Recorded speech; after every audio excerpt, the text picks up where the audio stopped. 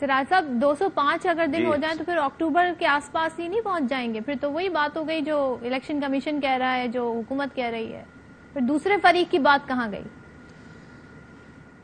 دیکھیے صدف، یہ جو 2 اسمبلیاں خالی ہو گئی ہیں، جس میں ایک اسمبلی کے الیکشن پر 21 ارب روپیہ کا خرچ آئے گا، دوسرے پر بھی اتنا ہی خرچ آئے گا، تو کل اگر پیپلز پارٹی استعفیٰ دے دے، سندھ کی اسمبلی توڑے، اس پر بھی 21 ارب خرچ آئے گا، اور پھر یہ بات بھی لازمی ہو کہ دوبارہ اس کو 90 دن میں اسمبلی دوبارہ منتخب کیا جائے۔ اس لیے اب ٹینیور اس حکومت کا بھی پورے ہونے والا ہے، چند مہینے رہ گئے، تو ہم چاہتے ہیں کہ اس کے درمیان کوئی ایسا ڈیٹ ہو جو فیزیبل ہو، سب کے لیے قابل قبول ہو، اور اس پر الیکشن ہو، مرکز میں بھی اور 4 صوبائی حکومتوں میں، 4 صوبوں میں بھی۔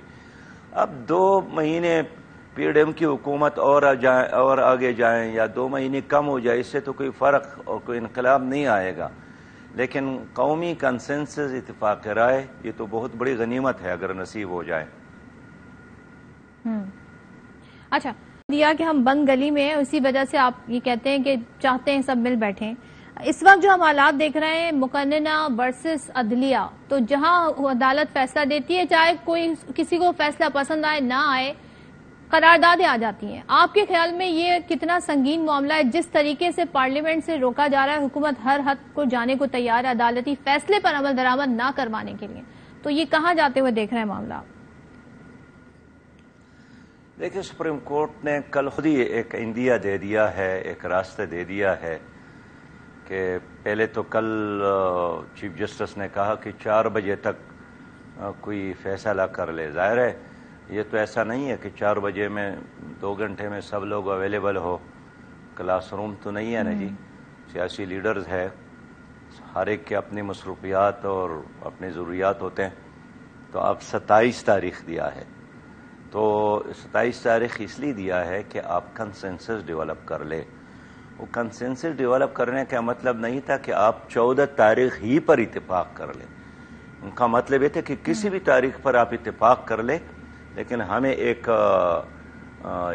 وجہ مل جائے کہ چونکہ ساری سیاسی جماعتوں نے اس تاریخ پر اتفاق کیا ہے، لہذا ہم ریویزٹ کرتے ہیں۔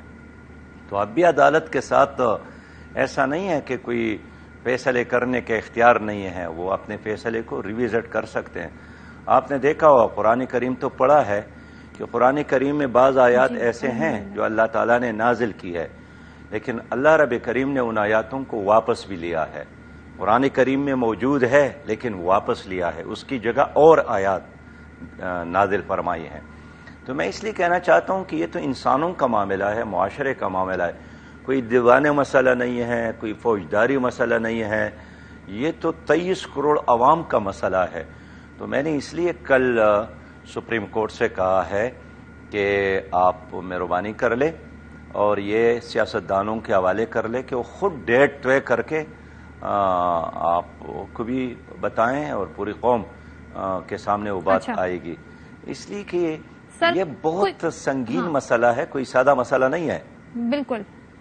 ہاں کوئکلی سر 2 سوال آپ سے، یہ جو اب آپ نے کہا ظاہر عید کی چھٹیوں کے بعد ہی عدالت لگے گی، یہاں پر آج جو وہ عدالتی اصلاحاتی بل تھا اب وہ قانون بن گیا ہے، صدر مملکت کے پاس دوبارہ گیا، دستخط نہیں ہوئے، تو سر اب آپ سمجھتے ہیں کہ عدالتی امور اب ایسے چلیں گے جیسے اصلاحاتی بل ہے اس کے تحت، اس قانون کے تحت چلیں گے، یا سپریم کورٹ جس طرح چل رہی ہے ویسے چلیں گے؟ بہن، یہ 3 آئینی ادارے ہیں، الیکشن کمیشن بھی آئینی ادارہ ہے، سپریم کورٹ بھی آئینی ادارہ ہے، اور مقننہ بھی، قومی اسمبلی بھی، اور تینوں کے اپنے اپنے اختیارات ہے۔ مسئلہ وہاں پیدا ہوتا ہے جب ایک ادارہ دوسرے ادارے میں مداخلت کرتا ہے، لہذا ایسا کوئی یعنی اندھیرا تو نہیں ہے کہ جس میں سپریم کورٹ کے حدود اربع معلوم نہ ہو یا مقننہ کا حدود اربع معلوم نہ ہو۔ یہ بل مداخلت ہے، یہ قانون مداخلت ہے؟ مقننہ کا مطلب یہی ہے صدف سن لے، مقننہ کا مطلب یہی ہے کہ وہ قانون ساز ادارہ ہے۔ اب دیکھیں یہی مقننہ ہے نا جو قومی اسمبلی جس نے صدر پاکستان کی اختیارات میں کمی کی، یہی مقننہ ہے جس نے 18ویں آئینی ترمیم پاس کی اور وسائل اور اختیارات صوبوں کو منتقل کیے. آئینی ترمیم سے کی مقنن نے طے کیا ہے کہ جی آئینی ترمیم سے کی نا سر، اس طرح بل لا کر نہیں کی. نہیں، آپ کو اگر علم ہے تو اس میں آئینی ترمیم بھی ہے، اس میں قانون سازی کے لیے آرڈیننس بھی ہے، اور جو وہ آئین کا وہ حصہ ہے جس میں بنیادی انسانی حقوق کے حوالے سے کوئی چیز ہو تو اس کے لیے یہ ٹھیک ہے، ایک میجارٹی چاہیے. لیکن اس طرح قانون سازی کے لیے جو ایک انتظامی لحاظ سے چیزیں ہیں، اس کے لیے تو سمپل میجارٹی چاہیے. اچھا ٹھیک ہے سر، یہ بتائیں آنے والے انتخابات میں جماعت اسلامی کسی جماعت سے اتحاد کر سکتی ہے، خاص طور پہ سابقہ ایک JUI کے ساتھ جو رہا آپ کا متحدہ مجلس عمل، اس طرح سے کوئی اتحاد بن سکتا ہے؟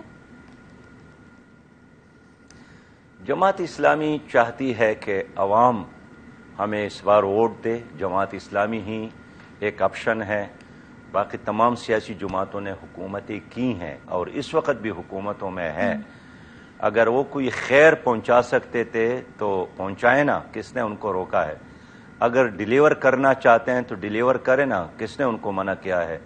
PTI کی حکومت لوگوں نے دیکھا، PDM کی حکومت لوگ دیکھ رہے ہیں.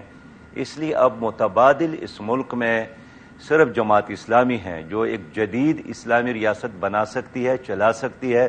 اچھا ٹھیک ہے سر، لاسٹ کویشچن جو آپ کر رہے ہیں اپوزیشن اور حکومت کو ملانے کے لیے، مذاکرات کے لیے، یہ آپ کا اپنا ذاتی فیصلہ تھا، آپ کی جماعت کا ذاتی فیصلہ تھا، یا یہ ریکویسٹ ہوئی آپ سے اور پھر آپ اس مشن پہ چل پڑے؟ بہن، یہ ہماری جماعت کا فیصلہ ہے کہ ملک ڈوب رہا ہے، غریب جل رہا ہے، مہنگائی آسمان سے باتیں کر رہی ہیں، بدامنی میں مسلسل اضافہ ہو رہا ہے، اور ہمارے قومی اسمبلی میں اور ہماری عدالتوں میں عوام کی ایشوز کی بجائے یہی ایشوز چل رہے ہیں جس پر آپ نے میرا کوئی 15-20 منٹ لیے. میں کل سپریم کورٹ گیا، میں سوچ رہا تھا کاش آج chief justice Pakistan sugar mills کے مالکان کو بلاتے، آج آٹا ملز کے مالکان کو بلاتے کہ آپ کیوں مہنگا فروخت کر رہے ہیں؟ آٹا تو گندم تو پاکستان میں پیدا ہوتا ہے، گنا تو پاکستان میں پیدا ہوتا ہے. وابڈا کے اہلکاروں کو بلاتے کہ لوڈ شیڈنگ کیوں ہے، ذخیرہ اندوزوں کو بلاتے ہیں کہ آپ کیوں ذخیرہ اندوزی کر رہے ہیں. پوری قوم شاباش دیتی.